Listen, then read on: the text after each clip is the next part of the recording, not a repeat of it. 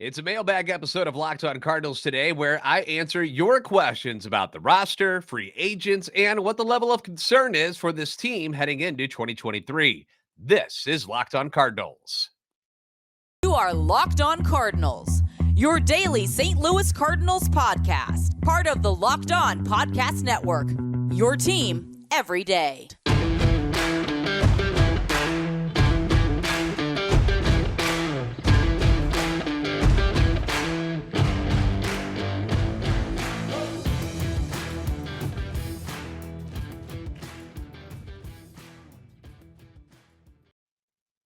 Hey there, Cardinals fans. I'm JD Hafford, and I'm a national radio sports anchor, born and raised in the Lou and a lifetime Cardinals fan. And I'm your host for Locked On Cardinals, part of the Locked On Podcast Network, covering your team every day.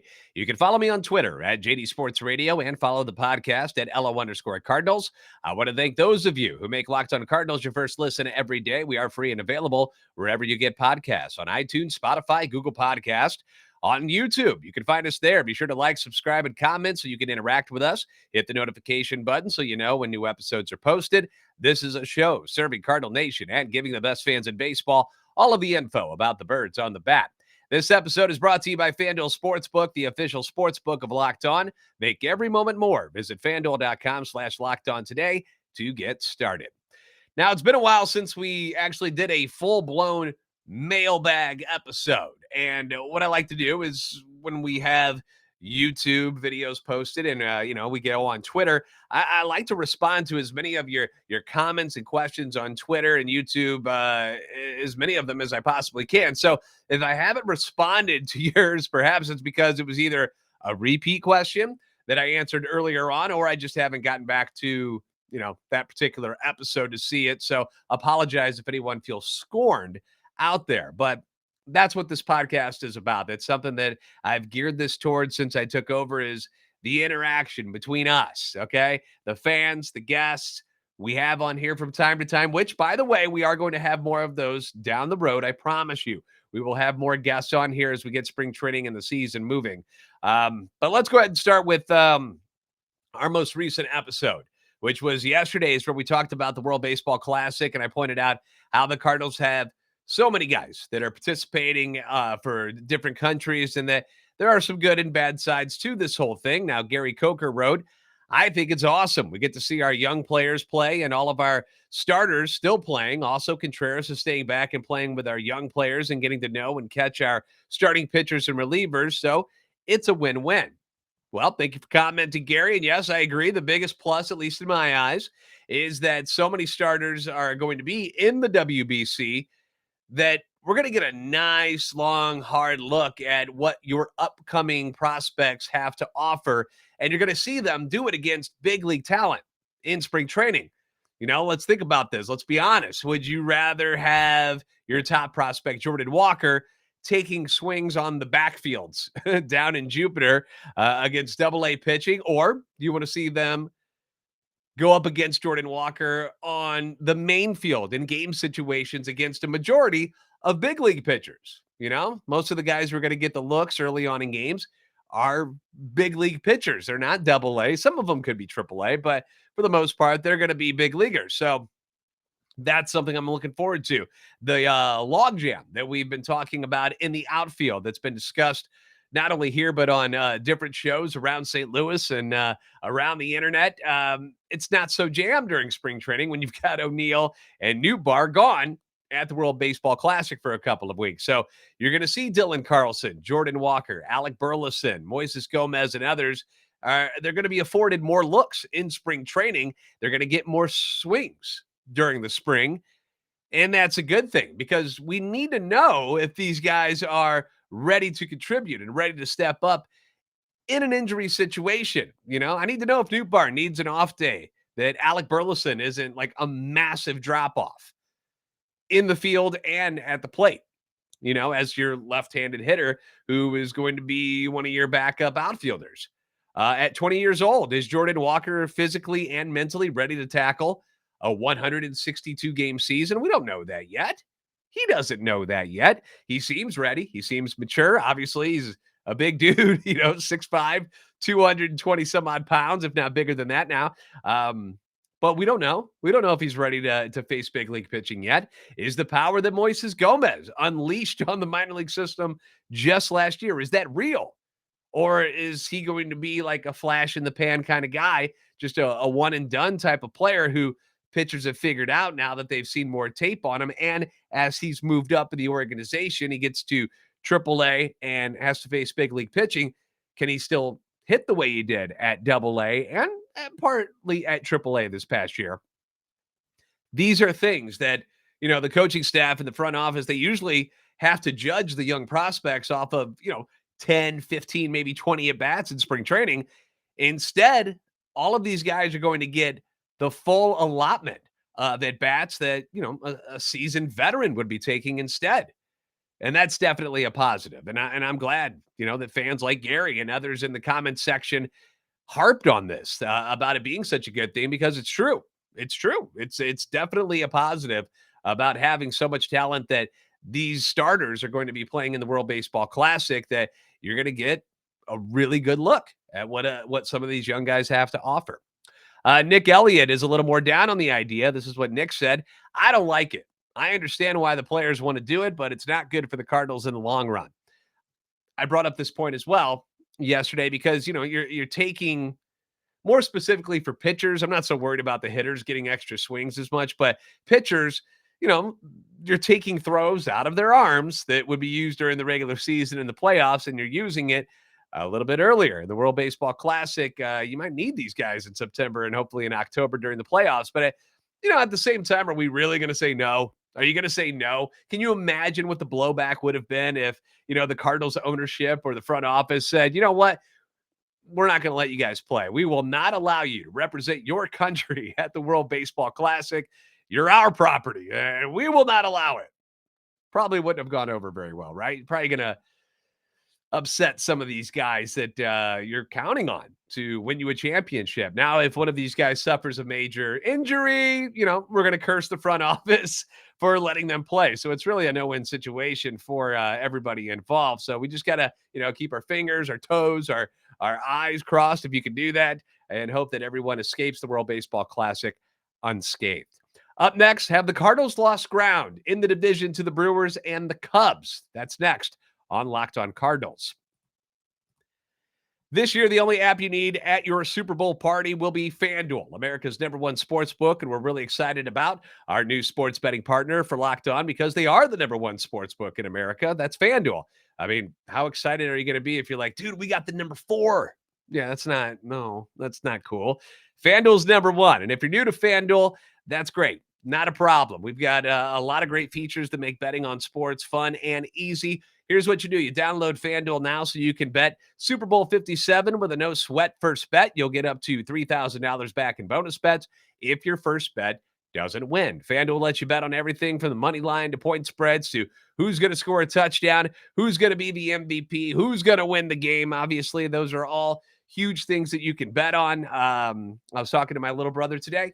He's got money going down on Patrick Mahomes. He lives in Kansas City, so he's become a fan of the Chiefs since he moved there. But he put money on Mahomes because you can win more if he ends up taking home the MVP. So that's what he's doing. He's going Chiefs. He's going Mahomes. You can bet on any of these players. You can bet on Chris Jones if you want to go on the defensive side for Kansas City. That's fine. Plus 5,000 is what the odds are right now for him to be the MVP. You've also got a ton of game special bets as well, receiving and rushing yards, how many points the team will have combined in a quarter, all kinds of different things that you can bet on to make it fun. And if you haven't downloaded it already, the FanDuel Sportsbook app is safe, it's secure, and it's super easy to use. Best of all, you get your winnings paid instantly. So join FanDuel today at FanDuel.com/lockedon to claim your no-sweat first bet on Super Bowl 57, which is happening this Sunday. That's FanDuel.com/lockedon. Make every moment more with FanDuel, the official sportsbook partner of the NFL.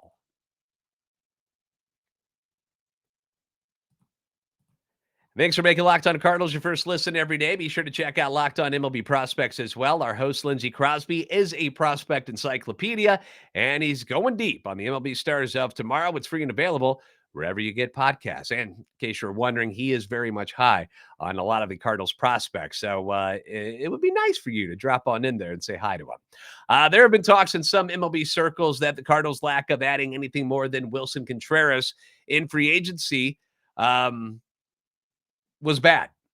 You know, they lost the leadership of Yadier Molina. They lost the production of Albert Pujols. Did losing those guys and only getting Contreras cost them ground in the division to teams like the Milwaukee Brewers and the Chicago Cubs, maybe even the Pirates and the Reds in your eyes?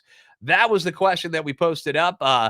Ali Macaz says, I think that's how he pronounces it, but this is what he said. I think the Cardinals have the lineup depth to get through a typical season with injuries, underperformance, and some regression factored in good shape to likely take the division. The pitching depth is another matter, though. Even though the defense will give their average-ish expectations a boost, I expect the Brewers to keep things close most of the season. Hopefully, St. Louis pulls away a bit in August and September with a shrewd rotation addition. All right. Thank you, Ali, for your comment. The more and more I look at this roster, the more and more I feel confident about the offense. And I think they're going to be just fine. You know, I keep looking at their numbers and the type of players that they have that are going to be on this team, and I'm really not worried about it. I honestly, I think the offense as a whole could be better this year than they were last year. And that was a pretty darn good offense last year. MLB rankings, they were what? Top 5 in runs, top 10 in hits, 6th in doubles, top 10 in home runs, top 5 in RBIs. In the National League, they ranked 3rd in runs, 6th in hits, 3rd in doubles, 5th in home runs, 3rd in RBIs, 7th in stolen bases, 6th in batting average, 3rd in OBP, 4th in slugging, 3rd in OPS. That was a good offense. And yes, Pujols was a monster last year. In the second half, obviously. He didn't do anything in the first half. And then you had Goldie, who went on a tear, had a career year. But also remember that this was an offense that had down years from guys who were supposed to be a big part of the offense, guys like Tyler O'Neill and Dylan Carlson due to injury. Remember, Harrison Bader was hurt a lot before he got traded to the Yankees. Newbar had yet to establish himself until the second half. You got basically nothing offensively out of the catcher position last year, and you still had these crazy numbers that put you right up there with the best in baseball. Now, sure, Goldie will probably regress this season, like expecting him to put up NL MVP caliber numbers again this year. Probably not going to happen, but I don't expect his offense to just like fall off a cliff. It's not going to be some dramatic decrease this year. I expect steady Paul Goldschmidt numbers that he normally puts up. I would expect more from the outfield. I would, as long as they're healthy, right? I mean, that was the big deal last year. I would expect better seasons from Juan Yepez. Nolan Gorman, I would expect more from him. They've all had a taste of the show now. And it appears that those two guys, Yepez and Gorman, are lining up to be kind of your main DH combo, unless Walker makes the team and needs it back, which is one of the reasons why I think he would start at Memphis this year. Not because he's not talented or because he deserves to be on the roster, but get him that first month under his belt so he can kind of get used to things at AAA Memphis before coming up to the Cardinals. Because if you're going to bring him up, you want him to play every day. Like, you're not going to bring him up and then have him sit at the end of the bench, which is what happened to Nolan Gorman last year as his, production started to level off and go down. He wasn't playing anymore. So what was the point in keeping him on the team? He wasn't even getting pinch hit at bats. So they ship him back to Memphis. And I would hate to have Walker come up and then send him back down. I really don't want to see that for him. I'd rather see him, if he's coming up, you keep him up there on the roster, barring unless he's brought up because of an injury or something like that. So, if you guys got after a month and Jordan Walker is tearing it up at AAA Memphis and say, Juan Yepez isn't doing it, or Nolan Gorman's not doing it, or maybe Newbar's having issues as well. I don't know. If something like that happens, call him up. You ring him up, send those other guys down. That's what you do. Now, this rotation is the issue, right? We've talked a lot about it. Even if all 5 guys slated to be the main starters, Like, here, let's just list them off in case you're new. Flaherty, Michaelis, Montgomery, Wainwright, and Matz. If all of them stay healthy, that's a big F. They're a solid rotation, but they're not a sexy rotation by any means, right? ESPN put out their way too early starting rotation list, and the Cardinals were way down the list on here. Number 19. Number 19 out of 30 teams in Major League Baseball. That's not great. Other than the main five, they also added Dakota Hudson's production, Matthew Liberatore, and Jake Woodford into the mix. And here's what the write-up said on ESPN Plus. Seems like the Cardinals' style of pitching never holds up well in the forecasting systems. In fact, the previous version of these rankings used a method designed to account for projection challenge pitchers like, well, most of the Cardinals and others, such as Kyle Hendricks of the Cubs. How did it work? Well, you're looking at a new method today. This baseline for the St. Louis rotation, combined with its always stellar defense, is likely as ever to be a winning combination, better than the 500 profile that is suggested here. So the only pitching staffs in all of baseball that ranked behind the Cardinals are the Washington Nationals at number 30. We're going to go all the way to the bottom and come back up, okay? So Nationals at 30. Then it's the A's, Royals, Rockies, the Orioles, Pirates, Tigers, Cubs, Diamondbacks, the Reds, and then the Guardians. And besides the Guardians, who did win their division last year, just like St. Louis, none of those teams are really competing for a playoff spot this year. You know, sure, the Diamondbacks could surprise some people and make a nice jump in the West. The Cubs, they did some tinkering this year. They signed some names that we're all familiar with. Some of them aren't very good anymore. Cody Bellinger, anybody? But they made some moves. So maybe they have a better year this year. But that's where ESPN sees this Cardinals rotation right now. A bottom third of the league rotation. And that's not what you want. FYI, they have the Brewers at number 2. They're the second ranked staff behind the number 1 team, which went to the New York Yankees, who, guess what? Signed Carlos Rodon this offseason and are pairing him up with Garrett Cole. Nestor Cortez also in that starting rotation. And look at that. You got an elite 3 right there. Gosh, I wish they could have got Rodon in St. Louis, you know? Looking at Cleveland here, even with Shane Bieber, the Guardians are right there at number 20, which leads me to my next comment, because a lot of people have been name dropping Shane Bieber as the target for the Cardinals this year. And he very well could be. He very well could be. But let me give you this scenario. What if the Guardians don't lose and are actually good again and competing in the AL Central again this year? And Bieber's not available. You know, they're not going to trade him. What do you do next? What team offers an ace caliber guy that the Cardinals can just reach out and take if they want at the trade deadline? And I'm looking at these teams that I just mentioned, the guys that are unlikely to go to the playoffs.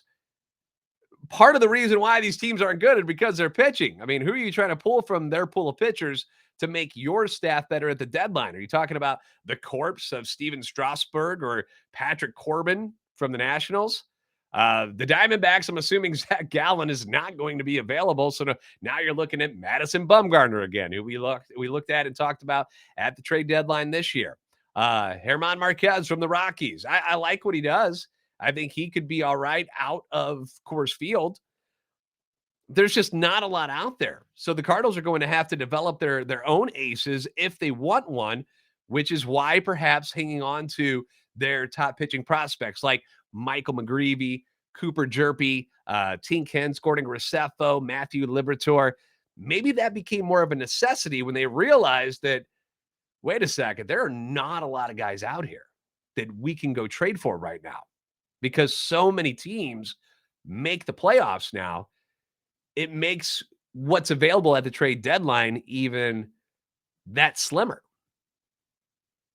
Minus Contreras, which despite being the biggest free agent contract in Cardinals history, the Cardinals didn't appear willing to dip their toes into free agency this year, right?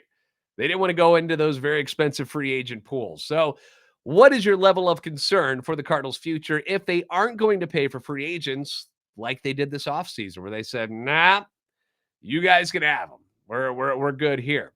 What's your level of concern if that becomes the norm for the Cardinals moving forward? That's what we're going to talk about next on Locked On Cardinals. Now, if you're looking for a delicious treat, but you don't want all the fat, you don't want all the calories, then you got to try a Built Bar. And if your goal is to eat a little healthier this year, then you're not alone. I have started the dreaded D word as well, the diet. I figured after all the candy and the cookies and the sweets that I ate from basically Halloween until February, like just scarfing down the stuff left and right, I was like, you know what? I got to cut back, man. I got to get back onto something good here. But at the same time, we're human. We are going to crave certain things. You can't just eat broccoli and chicken every day. All right. That's not normal. We're not all movie stars where we have a chef who can prepare all of these wonderfully nice meals for us, and we don't have to worry about doing it for ourselves. Do we have the time in the day to do all of that? Not many people do. So if you're like me, where you want to eat healthier, but you don't want to compromise on the taste, then I want you to try a Built Bar. That's what I ask of you. With Built, healthy can actually be tasty. Now, what makes Built Bars so good is that they're covered in 100% real chocolate, and they come in unbelievable flavors. That's the other thing. It's not, just here's chocolate or here's vanilla. No, man, they got things like churro and peanut butter brownie and coconut almond. Only 130 calories, 4 grams of sugar with a whopping 17 grams of protein. If you're somebody who's trying to bulk up and you're trying to get as much protein as you can, Built Bars are perfect for you if you're looking for that sweet treat and get some goodness out of it. And if you don't want to wait around to get a box, you don't have to anymore. Remember, we used to have to order them all at Built.com, but now you can pick them up at your local Walmart or Sam's Club. Head to your nearest Walmart today. You can walk into the pharmacy section, grab yourself a box of Built Bars, pick up a 4-bar box of cookies and cream or double chocolate, coconut puffs, whatever they got. You can do that now. Maybe Sam's Club is closer to you. That's fine. Run in, grab a 13-bar box with hit flavors like the brownie batter and the churro. They're available, and they're always dropping new flavors. I'm going to, for my guys and gals on YouTube, look at this. Ready? Bam. Look at that. Maple donut puffs are available now. Are you kidding me? Maple donut puffs? Wow. You get the taste of a donut, but you don't get all the calories and the fat. Built made that happen. So check it out for yourself at Built.com today.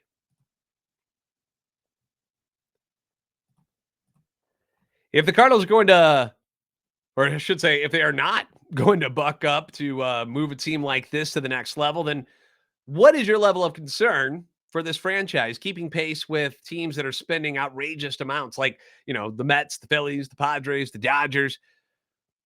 I had 1 was the least worried, 10 being the highest. So let's go to Dennis Fallstrom's comment here. He says, I'm at an 8. We have what it takes to win every place, but our rotation, it's in critical condition and will get far worse after this next season without some huge moves. So why are we pissing away another season of potential while our best players get older and closer to retiring?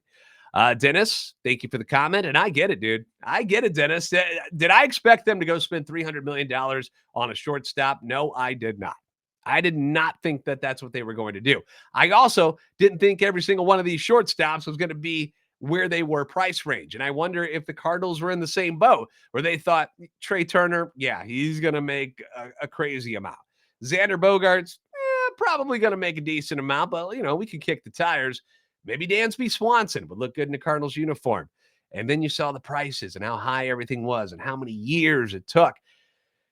And I wasn't shocked. I was more shocked that we were hearing them still involved with names like Dansby Swanson, even though the other guys had signed, because you knew how much money it was going to take. And I always thought Chicago was a good spot for him because of not only his wife, who is an athlete in Chicago, but it just made sense. It made sense. He just seemed like a guy. He can be the star on the Cubs roster right now. So that made a lot of sense to me. And I think if you go back, and we were talking to, the catching situation, if you go back and say they traded a bunch of prospects and guys to go get Sean Murphy out of Oakland instead of signing Contreras, I think maybe at that point they would have been willing to spend more money to get another bat like one of those shortstops. But that didn't happen. The A's were like, hey, we want all of this. And the Cardinals were like, Nah, no. And then you had Wilson Contreras, who genuinely wanted to come to St. Louis. People liked him already. So it wasn't a tough decision. They were like, no, we're going to keep our prospects. We're just going to give the money to Wilson, and then we're going to figure other things out. And that's what they've done. One of the free agent names that continues to come up, and I don't know why, but Trevor Bauer keeps getting brought up, and that's just not going to happen.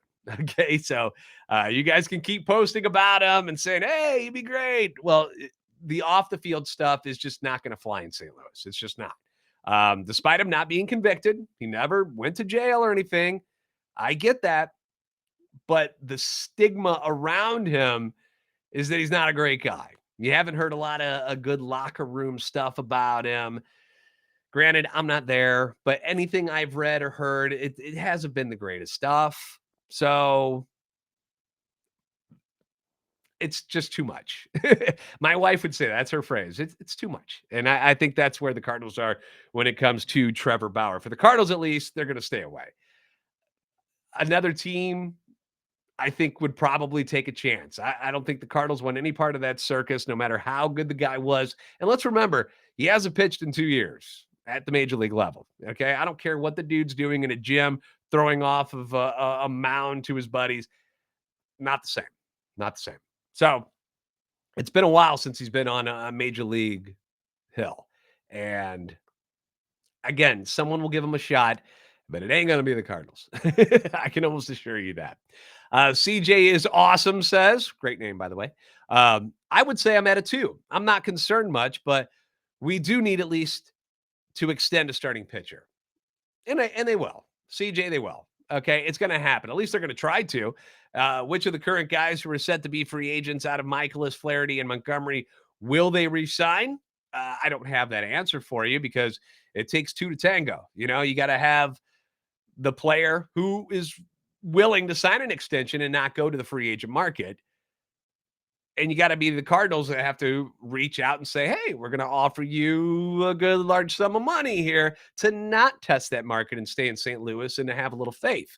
If I had to bet on one of those 3, who would it be to sign before hitting the market? I would say Miles Michaelis. Because he genuinely seems like he loves playing here, you know, and he's been a free agent before. And he's had to go overseas and he's had to earn his major league stripes again. And he's done that with the Cardinals, who have shown faith in him through the arm injuries. And he's given them 2 all-star caliber seasons since signing. So I feel like they're a good fit. I think it makes a lot of sense. So I could see Michaelis being that guy. Now, if Flaherty has a great year, obviously his price is going to skyrocket. I mean, his price might already be huge just because of what he showed everybody back in 2019 and the early parts of 2020. I mean, we're still talking about it because we haven't seen that guy because of injuries. You know, the injuries took over. Montgomery will certainly have a decent market. He's left-handed. He's 30 years old. You know, people need that. People want that. They'll overpay for that. So you can't blame these guys for testing the market. And if the Cardinals want them back, it's simple. They're going to have to buck up. They're going to have to pay these guys what starter money is. Can they pay all 3? Probably not. I would say at least 1, maybe 2, but I couldn't imagine them bringing all 3 back. Most people have already said that, you know, Jack Flaherty is as good as gone. I don't know why. I personally haven't seen anything that has said that he doesn't like St. Louis and doesn't want to be here. I mean, we haven't really seen the guy in St. Louis much in 2 years. So how do you know that? You know, maybe I'm missing an article or something, but if you want to drop it in the comments section below, let me know. I just haven't seen it. And, you know, maybe that's my bad. But whether all of this happens in spring training or after the year is still up for debate, you know, as far as getting an extension for any of these guys. But I certainly could see Michaelis agreeing to an extension this spring after he gets back from the World Baseball Classic. I could see that happening. So we'll see. We'll see what happens. All right. Thanks for making Locked On Cardinals your first listen every day. Now make your second listen Locked On MLB Prospects. Host Lindsey Crosby is a prospect encyclopedia, and he's going deep on the MLB stars of tomorrow. It's free and available wherever you get podcasts. If you haven't already done so, please be sure to like and subscribe on YouTube. Any of the videos that you've watched, hit that like button. Feel free to share it with other Cardinal fans if you know of some that haven't jumped on board to the Locked On Cardinals bandwagon yet. You can follow us on Twitter at LO_Cardinals. You can follow me personally at JD Sports Radio. What are you guys doing for the Super Bowl on Sunday? And who you rooting for? I would imagine most of St. Louis is, pulling for the Chiefs. Patrick Mahomes has been to Blues games wearing Blues jerseys before. So I could see why everybody would root for them, but maybe we got some Eagles fans out there. So I don't know. Let me know in the comments. Let me know what you guys are doing for the game on Sunday, which I think is going to be a big one. I think it's like, as far as scoring wise, I think it's going to be a high scoring one. My prediction, I'm going to go 37-30 Kansas City Chiefs. Patrick Mahomes is your MVP. Those are my bets. Anyhow, you're the best fans of baseball for a reason. I'll see you next time on Locked On Cardinals. Have yourself a great weekend, everybody.